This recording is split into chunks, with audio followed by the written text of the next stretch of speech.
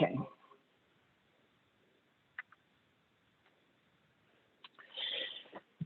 So welcome everybody. My name is Barb Cardell. I'm the training director for the Positive Women's Network USA. I also live in Colorado and have been a member of many community groups, including the Governor's Alliance for HIV Prevention, Care, and Treatment, CORA, which is Colorado Organizations and Individuals Responding to HIV and AIDS, PWN USA Colorado, which is our regional group, and I also am a woman living with HIV. I've been living with HIV for 30 years now, and I come to our space today as a community member who wants to certainly really have a broader conversation about being inclusive, welcoming, and making sure that all of our spaces are open and supportive of all of our communities that join. Megan, would you like to introduce yourself? Sure. I am Megan Duffy. I am the CDPHE co-chair for the Data Sharing Task Force, and I am a lifelong learner, so I am excited to learn more things that I never knew before and can hopefully apply them in my work and my life. Wonderful. Thank you, Megan. So as Megan said, this is part of our monthly Data Sharing Task Force meeting. And while talking about transgender issues and Transgender 101, as well as non-binary important information, maybe doesn't seem like it exactly fits into the Data Sharing Task Force scope of work, it actually does, because we always strive to be as inclusive and as respectful of both people living with HIV, people who are vulnerable to acquiring HIV, and our broader community as a whole. So that is our goal today, is to really have some remarkable trainers from PWN USA's RISE Gender Justice cohort come and share with us today skills as well as some just basic requirements around being inclusive and making sure that our spaces, our community spaces, our committees, and that we are as open, welcoming, and as safe as we can be. So just wanted to again welcome both Queen Hatcher Johnson and Sophia Cass, who will be able to introduce themselves in a little bit as being our trainers today. Want to let people know that PWN USA has committed to gender justice, including trans and non-binary inclusion in all of our spaces. And Sophia and Queen will talk about that a little bit more. We do have a cohort of gender justice trainers who have just graduated, and we have been really just so impressed with the remarkable work that both Queen and Sophia, as well as the other trainers, have done. So and this is just a little bit of a call out to people who are here with organizations, if you feel like your organization would benefit from having this training, feel free to contact me and we will connect so that we can go ahead and make sure that not just our data sharing and our community meetings are as welcoming as possible, but really that all of our spaces in HIV and HIV adjacent spaces are as welcoming as possible. So with that, I'm going to go ahead and turn it over to Sophia and to Queen. Hi, I'm Queen Hatcher-Johnson. I'm in Atlanta, Georgia. I'm employed at a nonprofit health care facility, and I will be one of your presenters today. I'm sorry, it's been a long day.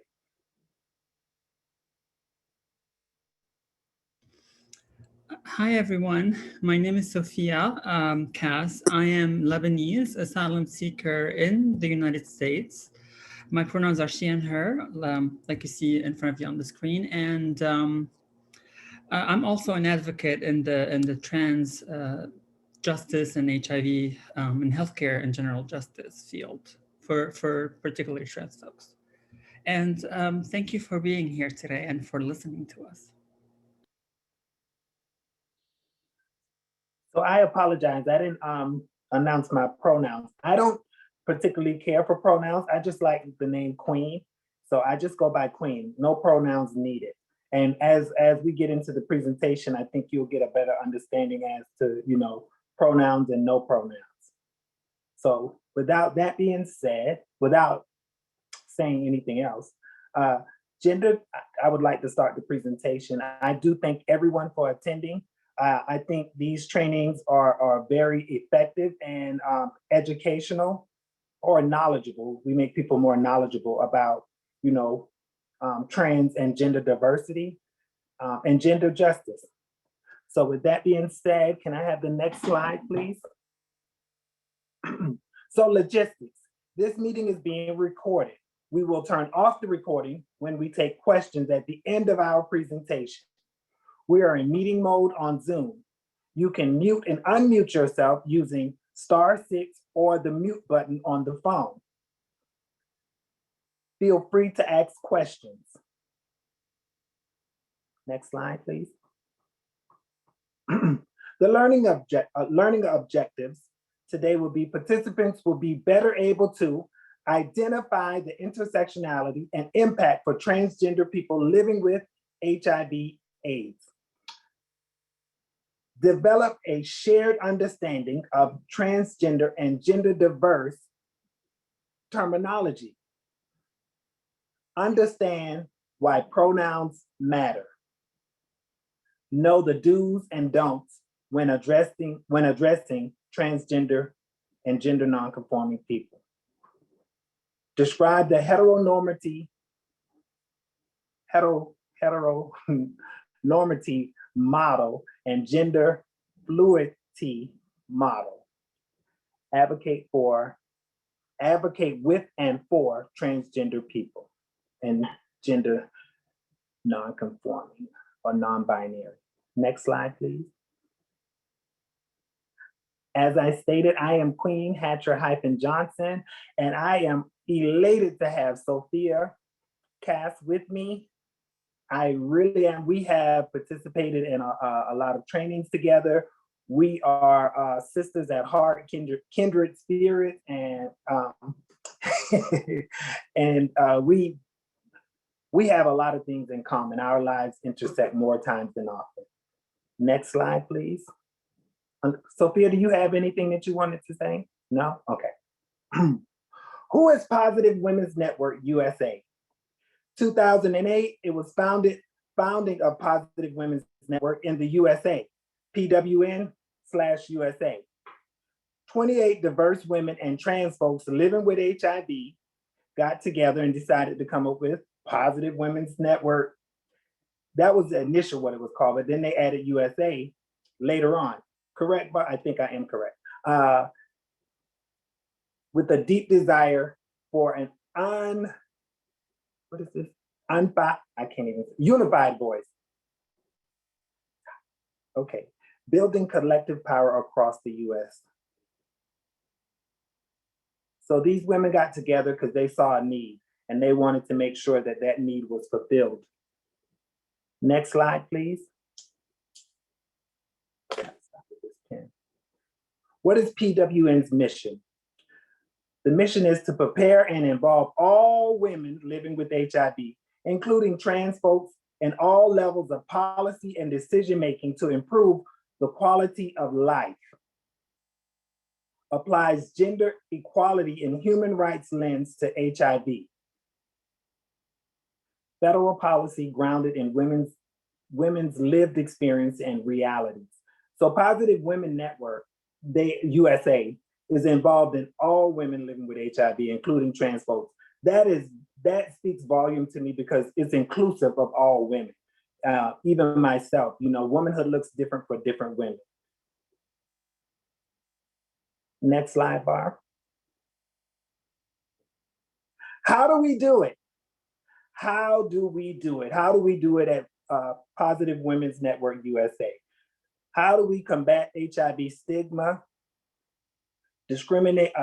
Demonstrating that women living with HIV are a part of the solution. That's how we combat HIV stigma. We demonstrate that women living with HIV, we are a part of the solution, not the problem. Training and supporting women leaders living with HIV. thanks to Positive Women Network, I participated in the RISE program. I'm a graduate of that program, and now I am a solidified leader at my organization. I became a program manager, and no one in the 20 some odd years that agency has been in existence, they've never had a Black woman, a Black trans identified woman in a leadership role. So thanks to Positive Women's Network, they help to combat some of that HIV stigma, and also teach me leadership skills and how to advocate for myself in the workplace. So creating and sharing tools for women living with HIV, for women and HIV advocates. Advocating to me is a very important part of any aspect of life, because if you don't advocate for yourself, and then advocacy looks different for different people. Some people are on the forefront, some people are behind the scenes. The people on behind the scenes, they do just as much work and deserve just as much credit as the people on the forefront. You know, it's still advocating, it's just at different levels. Mobilizing for strategic campaigns to change policies. Without policy change, there will be no room for advocacy. The world, we would still be in the beginning of HIV. We would still be at that time. But thankfully for Positive Women Networks and other gender justice agencies, they fight to change these policies that keep us mobilized. Yeah, to keep us in a box, that keep us silent, that keep us in a box. Yeah, for the lack of a better term. Next slide, please. Change policies like insurance policies.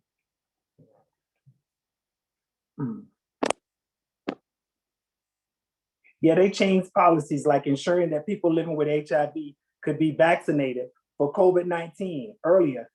Positive Women's Network was at the forefront of that, and I am thankful for that, because I don't think that without that, the voices would not be heard, the policies would not have been changed.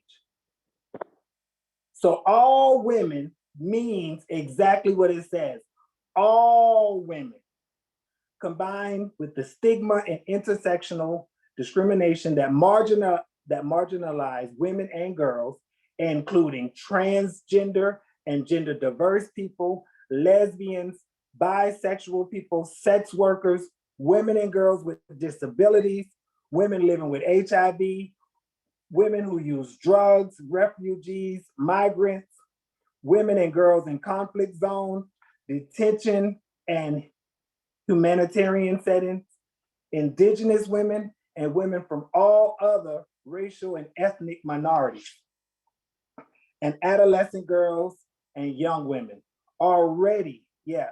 So when you think of all women, I think that this encompasses all women.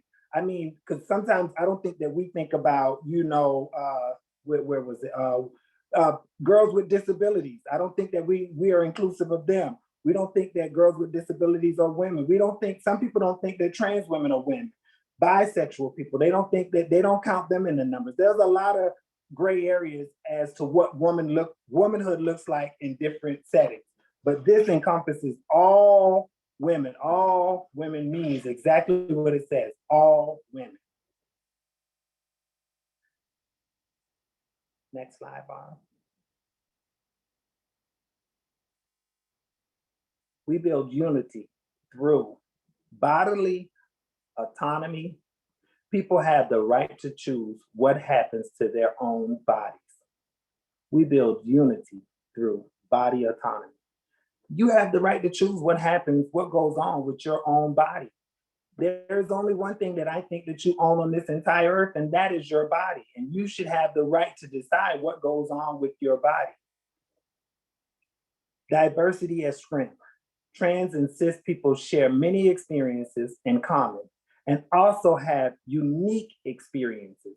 So we do share a lot in common, but we have the right to have our own unique experiences, but that shouldn't keep us divided. That should unify us.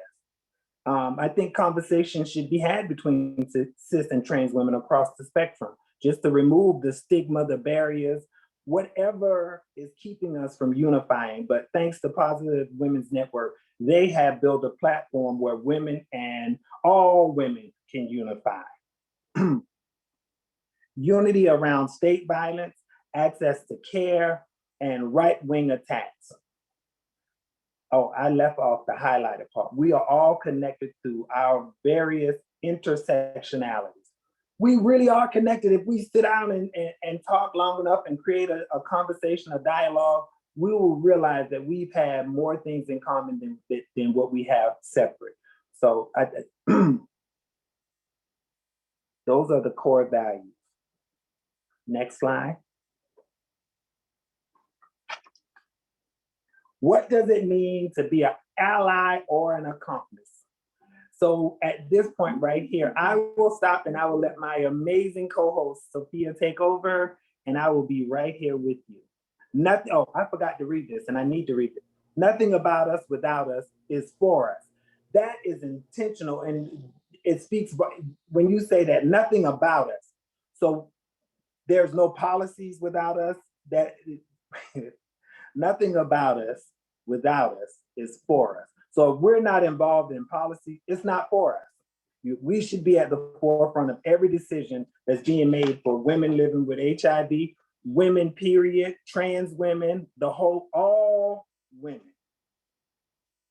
Thank you. Do we? Sophia? Thank you, Queen. So what does it mean to be an ally or an accomplice, like we asked, for the trans and transgender and non-binary community? First, it starts by understanding why language matters and recognizing that, and using correct language when talking to or talking about transgender and non-binary folks. Next slide, please. All right, so before we look at some examples of correct use of language, let us talk about foundations, right? So gender is a social construct, underlining under social construct of characteristics. So that social construct gives you different groups, usually just two groups, men and women, boys and girls, and each group, it gives it different characteristics. And those vary between cultures and societies, and I would add even across time. As I said, the note here is that our patriarchal heteronormative society that Queen talked about in the beginning, usually or traditionally has been teaching us that there are only two boxes or groups, that it is only possible to have two. And we of course know that is not the case, that there are many, many more. And gender is two things. It's an identity, and so it's internal, and it's an expression, and how we represent this identity in the outside world. The internal part comes from, our deeply inherent sense of who we are, of having energies, masculine or feminine, having both or none, as we're gonna talk about in the next slide. So that's the internal part, the identity. And the external part, what we exhibit, how we represent this identity to society, is the gender expression. And that happens through, the way we fix our hair, the way we maybe put makeup on, what we dress, how we walk, how we talk, and so on and so forth.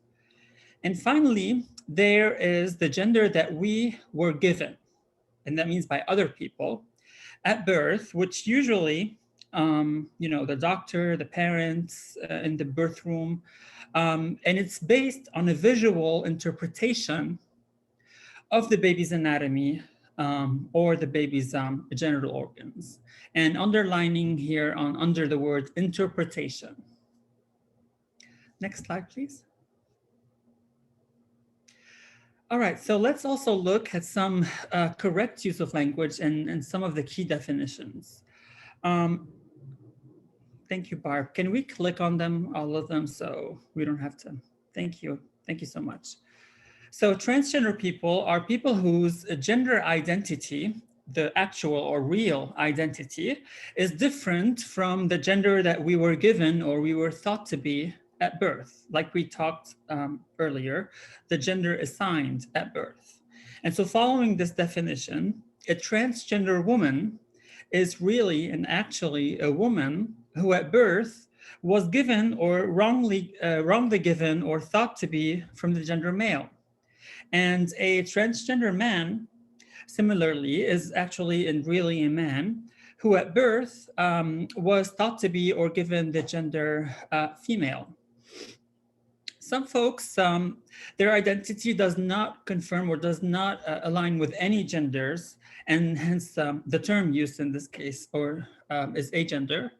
And other folks, other trans folks, have a combination of both male and female energies or identities. And the term traditionally used is two-spirit. Non-binary folks are folks whose identity exists outside of this world of male and female binary.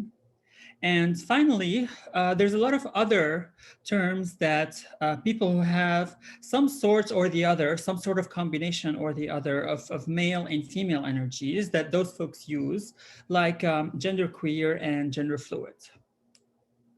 I believe that's the last line, Barb. There we go.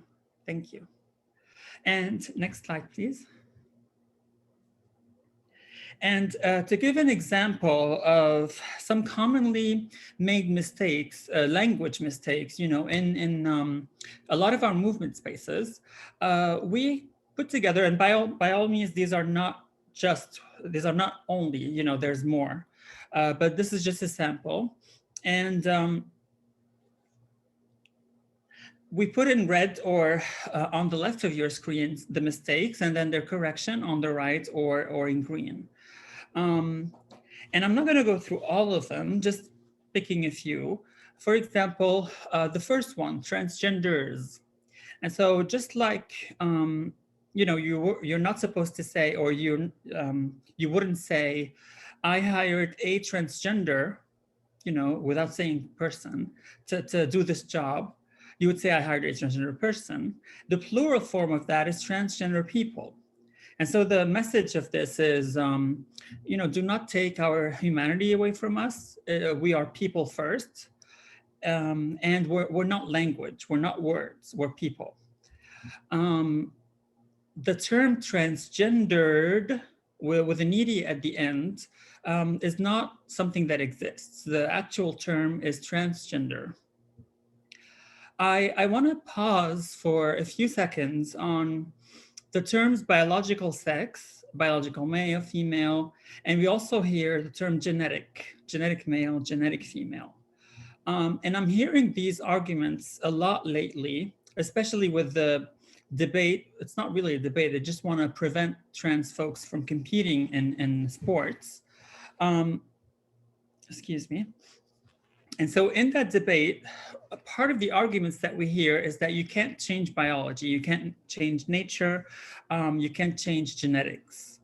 And my counter argument to that is that even in nature and in biology, chromosomes do not always determine the gender of the baby or the living being. In fact, in nature, there's something called environmental gender determination.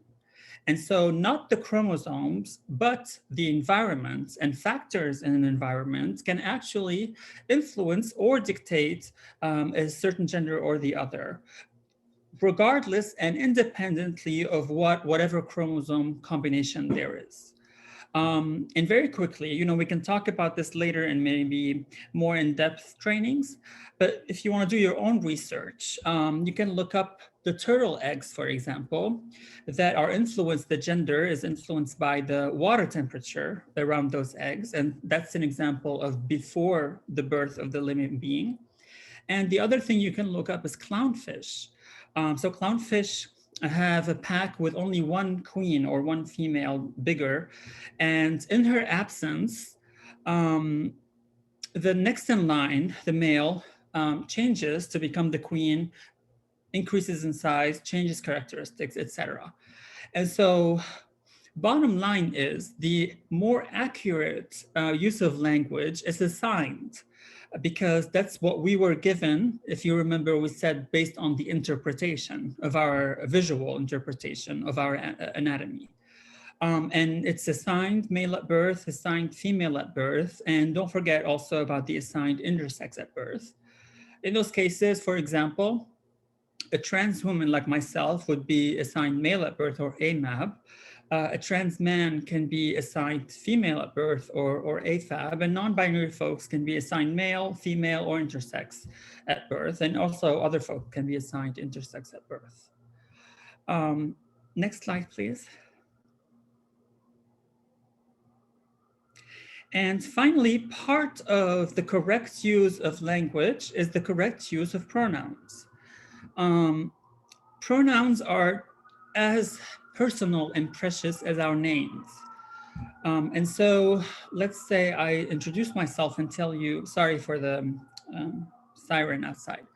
So if I introduce myself and I tell you, you know, my name is Sophia, and you go about inventing me a name or giving me a nickname, you know, that can be disrespectful and even at times harmful, unsafe. And another idea, you know, trans folks, we go about our days, our lives, more often than not having to kind of prove or justify to the world that, you know, we are who we say we are real, we're not some invention. And when someone, you know, in a meeting, let's say, or in a crowd, guesses wrongly at our genders and gets them wrong mostly by maybe based on the way they think we look, or maybe based on the way they think we sound.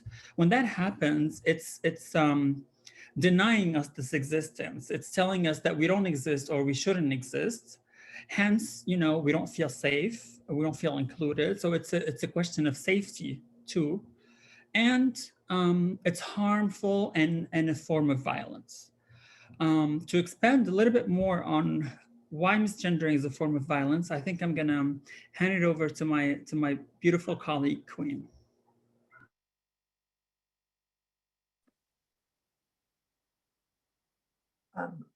So thank you, Sophia. That was wonderful and very informative.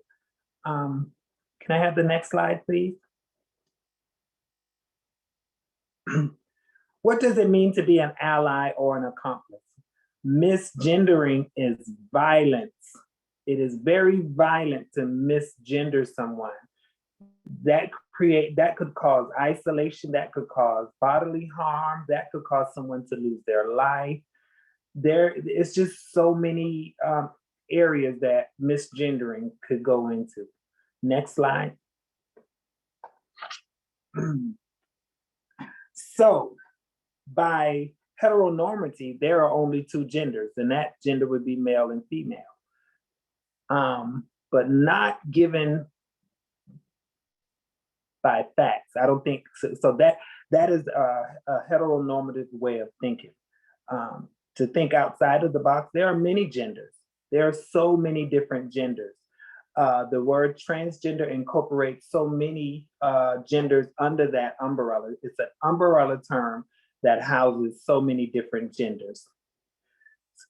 Gender is just a social construct. I do believe that. It's just a social construct. If you look at this slide closely, in that mirror, it says, warning, reflections in this mirror may be distorted by social construct.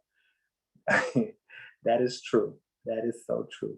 And some people think that gender is a scam invented by bathroom companies to sell bathrooms. That is true. I do believe that could be factual, that people, they only want two genders, male and female. But that's not the society that we live in. That is heteronormity, and I don't fall under that. And I would never allow someone to tell me what gender I am. I was assigned one gender, but that was just something that somebody forced upon me. Next slide. The soggy astronaut. SOGGY stands for sexual orientation, gender identity, and expression. A galaxy of limitless possibilities. So, to start with, we ask because we care. So I'm thankful that I'm able to work in nonprofit healthcare and be an advocate, because we have been able to remove the box of just female and male, and we've created other boxes for intersex and others. I gladly check, and before they did this, I would intentionally create a box for myself. Regardless, I would always write in transgender because I owned it. Well, yeah, I owned being transgender, so I would always write that in because there was no box for me, especially when it comes into healthcare setting. I needed to speak to someone who could address me holistically. So, gender identity, woman, man, or another, two-spirited, genderqueer. I think that's more applicable to me, genderqueer. I never seen the soggy astronaut before. Yeah, it is. It's new, and people usually use the gender unicorn, or there's some other things like the gender gingerbread man, or gender gingerbread. That's what it's called. Gender expression, feminine, masculine, or androgynous. When I grew up, I was more androgynous. I didn't really want to fit into a box. I wanted to be me. I wanted to be different, and I still feel like that, even though some people just look at me and automatically assume that I identify as a trans woman.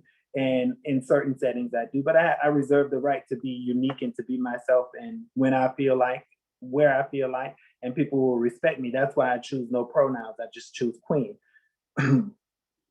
So the pronouns, there are a plethora of pronouns, and they're being extended more. So she, her, and hers are applicable for more feminine people. He, his, and his are more masculine. They, them, and theirs are more gender non-binary, gender non-conforming. And the, her, and hers, and they have, something else. And then there's me, no pronouns, use my name. So pronouns are very important. And if you can't, but pronouns are interchangeable, because like I said, some days I feel feminine, some days I feel masculine, some days I want to, be a fairy queen, and sometimes I just want to be butch. So that's why I just use my name. You could never go wrong. I'm queen regardless to which gender expression I'm presenting. I'm still queen. So attracted to. Some people get this mixed up with your sex assignment, but they think because you're attracted to someone, you could be attracted to someone in so many different areas. You could be attracted to them sexually, romantically, or emotionally, or you could just have sexual attraction and romantic attraction, but no emotional attraction, So attracted to. Next slide, please. Bisexual and pansexual. Heteronormative identity model. So this model is, I like to start at the bottom because sex is assigned at birth. So in a heteronormative world, there's only two genders, and that's male and female. Your gender expression, there's only two. Either you're going to be masculine or you're going to be feminine. And your gender identity is just man or woman. There's no gray area. There's no room for discussion. This is it. This is in a heteronormative identity. This is the heteronormative identity model. This is what a lot of workplaces, society, almost everywhere you go, that's heteronormative. But I like to invade those spaces because we don't live in just a heteronormative world, Next slide. The gender fluid model. Yes, this is the model that I love, and I will start at the bottom as well. So with the gender fluid model, you sex assigned at birth. You may be assigned male at birth, but then you present feminine. So ultimately, you may become a transgendered woman, and vice versa on the other spectrum. If you were assigned female at birth, you present masculine, then you may identify as a transgendered man. But then we have the non-binary person who doesn't really fall under female or male, And their gender expression could be feminine, could be masculine, it could be more feminine, it could be more masculine, it's interchangeable. And then their gender identity.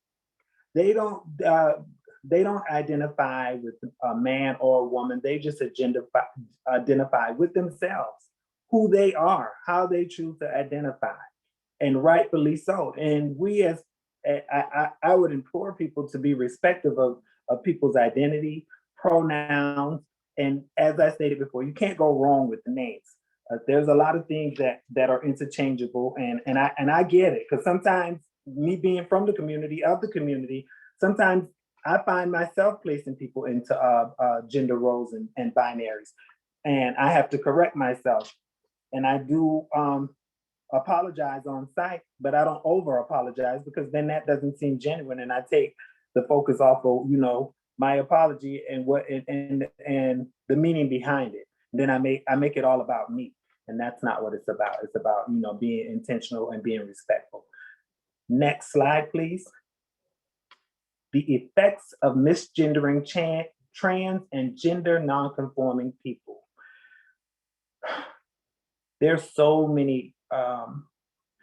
This slide is emotional for me, because misgendering people think just because you verbally misgendering people, you have to think about, you're misgendering people. If you're doing it publicly, then other people are hearing, and not everybody, some people just believe in the binary and they become violent, or some people may have had bad interactions with trans people or gender nonconforming people, and they could want to harm that person, or some people could just be hateful, you know, and then they can be violent. Words are violent, you know.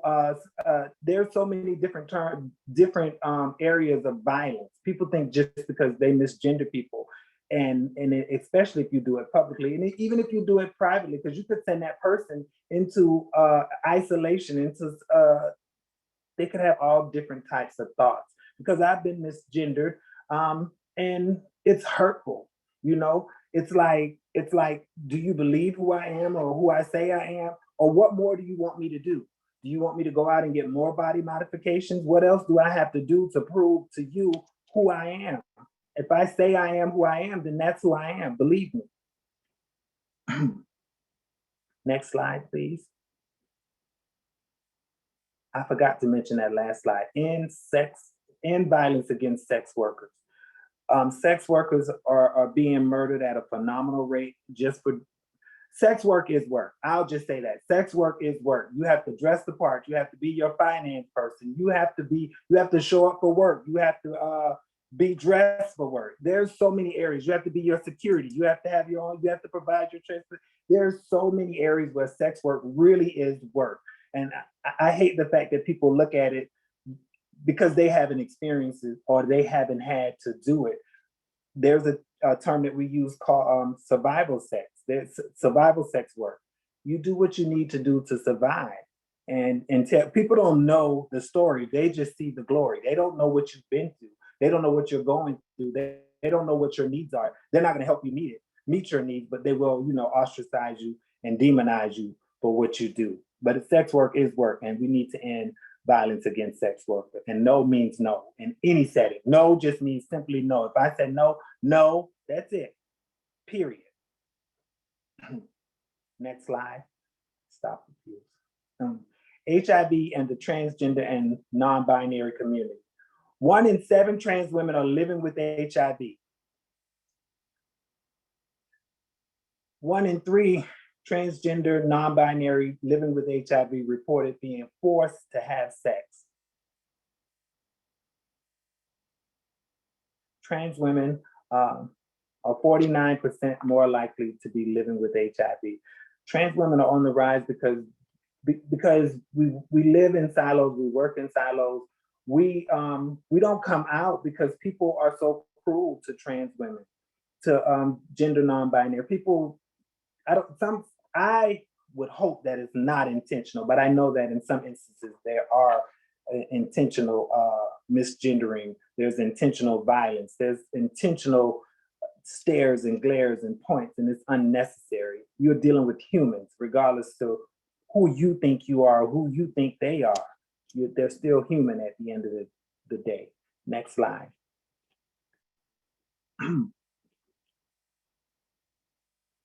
Challenges. Less is known about long-term impacts of some care interventions, while research is forthcoming. More is needed. So there, in this slide, it speaks about the health disparities. When it comes to data and trans women, unfortunately, there's not really like a lot of real data, because some women in some states and in some cities, trans women are boxed in with MSM, which is men who have sex with men, and trans men are boxed in with women. So there's like, the data has been manipulated a little. We're getting better at it, but there, and then some trans women just identify as women just for the sake of safety, and not to be when they go to a health visit, not to just to identify as a woman, just to get what's needed and get out of there, regardless to, and not being not receiving holistic care. And the same for trans men and gender non-binary folks. You know, they just go along with whatever gender that person says they are that day. And I've done it myself. Just recently, I went to the doctor and they asked me the last time I had a period. In my head, I was like, well, I guess last month, if that's what we're going with.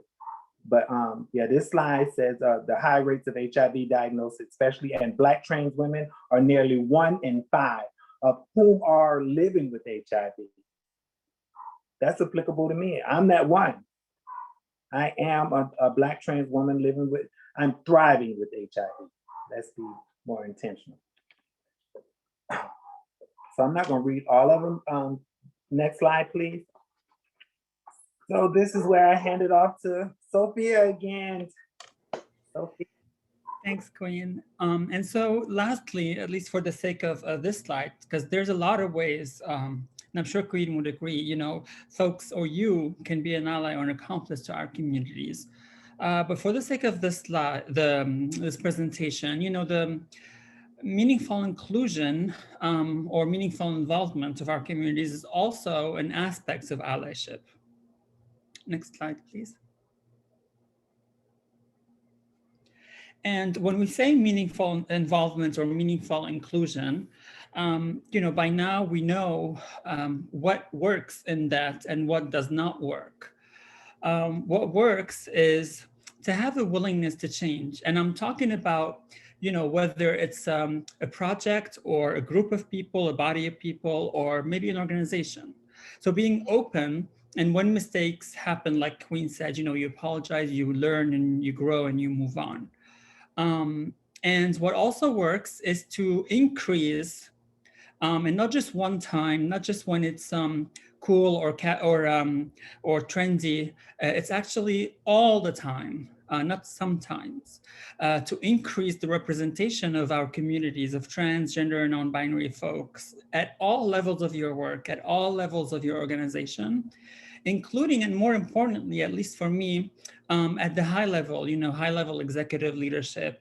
And I've seen some places that they do great when it comes to hiring, but then when it comes to power and, let's say, high stakes decisions, you know, an organization, where do we go, right or left, you know, course altering, that's the word I'm looking for.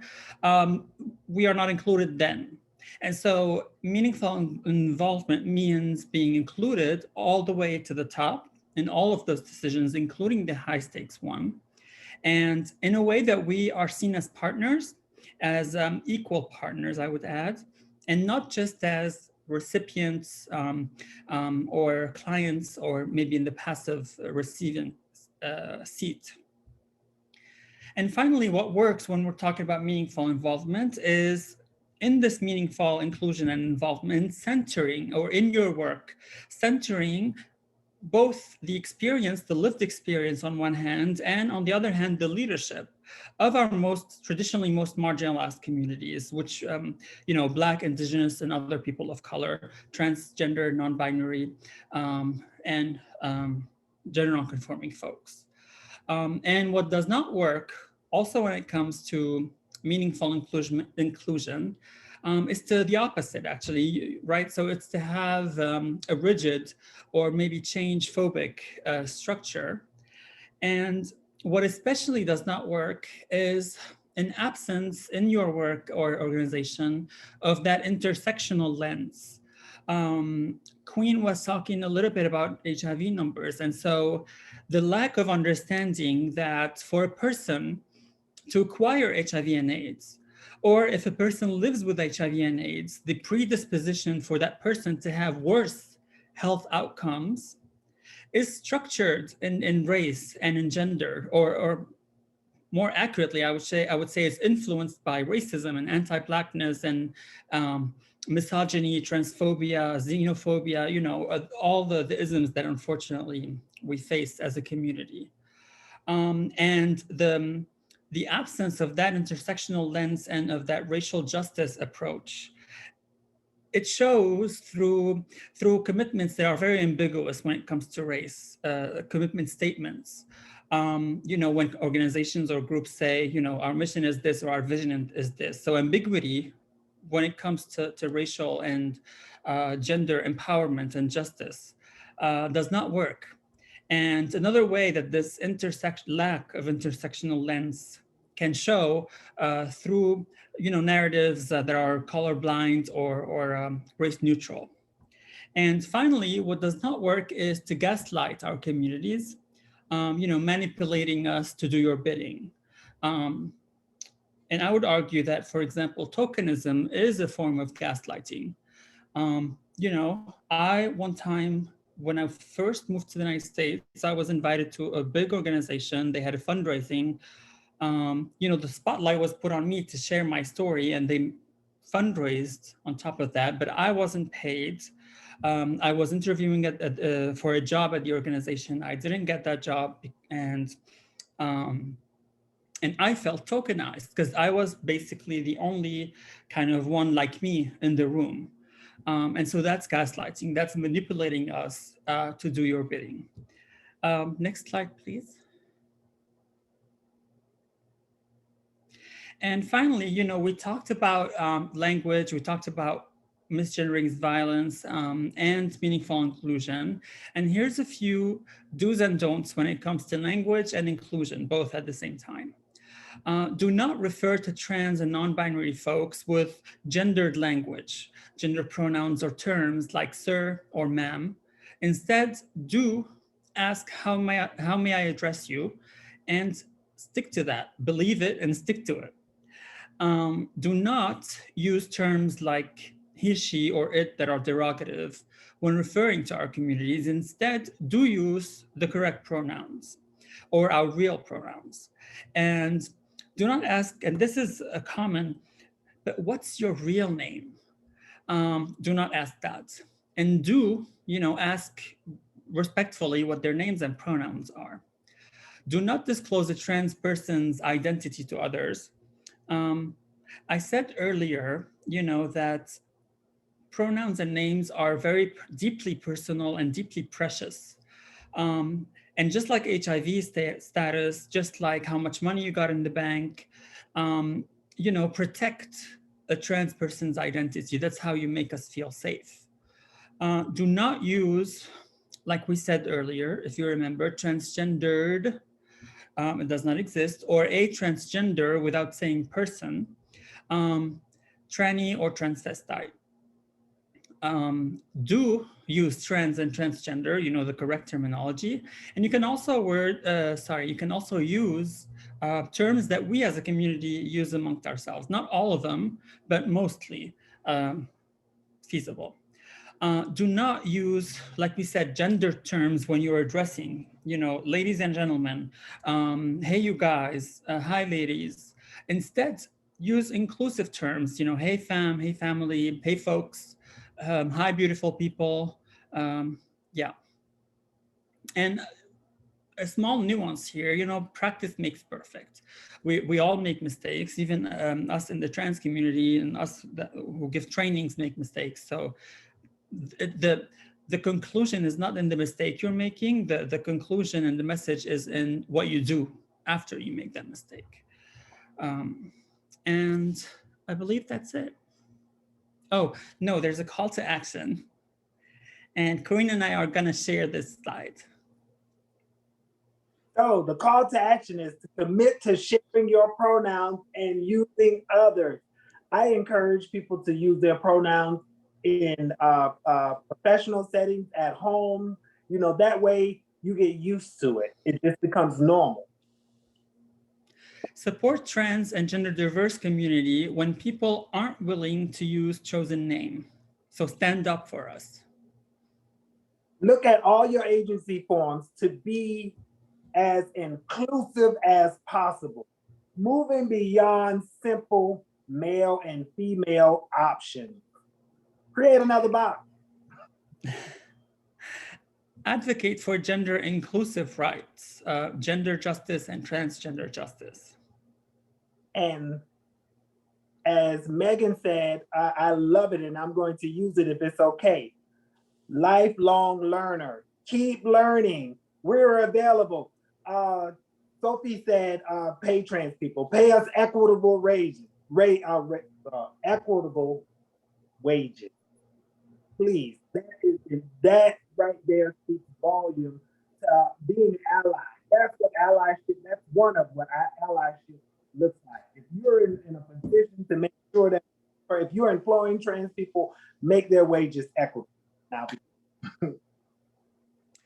and finally, honor trans folks on March 31st, the end of this month, on the Transgender and Non-Binary Day of Visibility.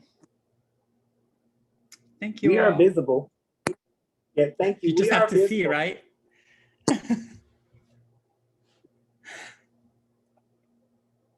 So now we'll have questions and discussions. Please feel free to ask any question. And actually, before we go ahead and turn off of our recording and invite people to ask questions, I just want to go ahead and share our evaluation in our chat box so that people can go ahead and fill that out. And then I also want to go ahead, and there is one last resource that literally I just found today in the AIDS Watch briefs. So there is, with the Transgender Law Center, there is the Transgender Agenda for Liberation. And you can go ahead and sign on it here, and we'll go ahead and share that link in the chat box. And there are also 5 policies that support these pillars for the Trans Agenda for Liberation. And those are on that site as well. So just wanted to get that in before we go ahead and open up for questions. So let me go ahead and stop